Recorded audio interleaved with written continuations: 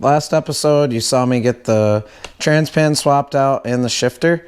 Never got the linkage set up, just ran out of time for the day. So I'm going to go ahead and hook up the linkage now, and then hopefully we can get this out on a test drive, get some gear jamming videos for you guys so that you can enjoy that.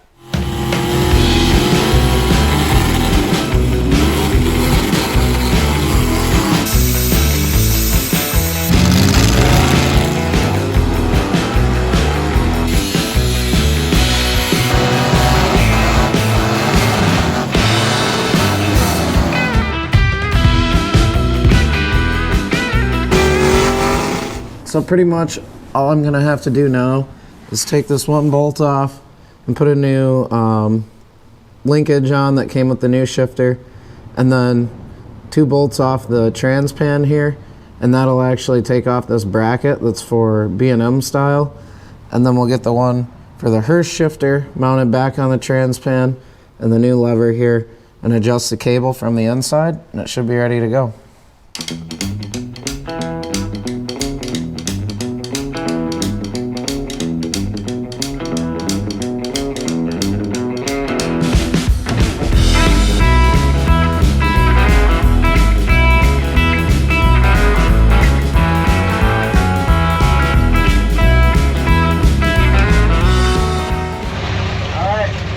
Shifter all mounted up here. We're going to go out for a first test drive with it and see how it reacts.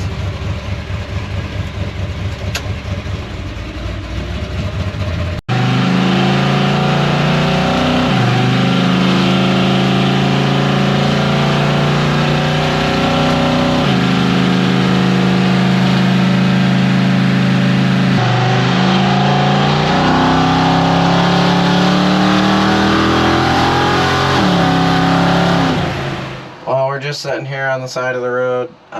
We made it like a mile from my house and just started bogging out, and then just shut the motor off.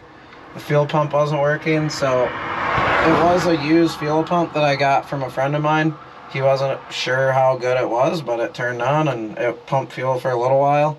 I am wondering though if this fuel pump being older and maybe it was just weak or something and not providing the motor enough fuel, and that's the bogging issue I was having on the line at the drag strip. So maybe the stars are aligning and we're figuring something out, but for the meantime the shifter works great. The fuel pump does not.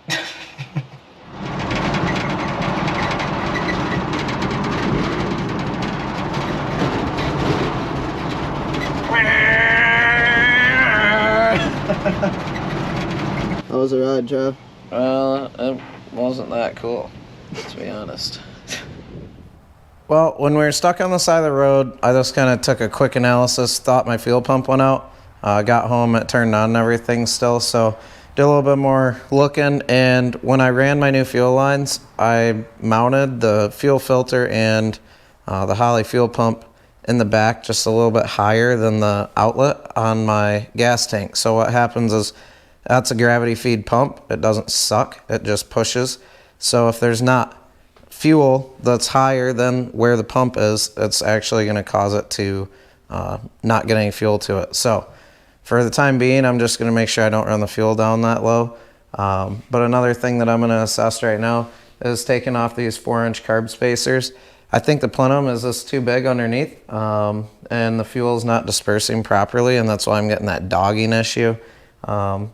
Reason why I think that too is because when I pull the plugs, one plug's darker than another, one looks good, one looks bad, so it's hard telling. I want to just take those carb spacers off real quick, put the carbs back down, then it won't stick out the hood, so I'd just buy like they make 4-inch air filter spacers, so that way the stacks would still stick up where they originally did, and we're just funneling the air in versus dispersing the plenum here. So we're going to try that and see what it does.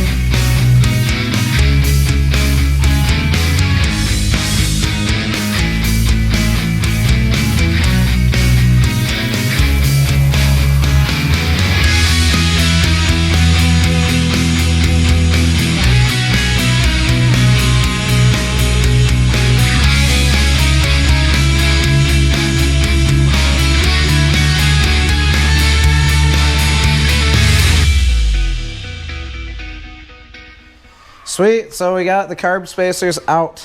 These big old gigantic wide open plenums here. Now you can just see the top of the air filter. So I'm gonna go ahead, like I said earlier, and get those air filter spacers that'll go on top of the carb. That way the carb's down nice and close to the runners and it'll start shooting the fuel down in there and disperse it better. With that being said, I did get to take it for a little drive. I need to mess with the linkage a little bit more. It was kind of hanging up and had a dead spot in it, so I just got to change the angle of it and mess with the rod length a little bit, and it should be firing and doing a lot better. And then we can go out, do a couple test hits, and check the plugs and figure out what size jets this thing needs, and hopefully it's going to be running tip top.